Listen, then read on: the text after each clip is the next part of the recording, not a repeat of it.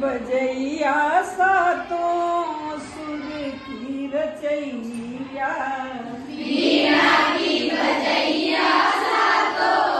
सुर की रचैया हंस पे सवार होके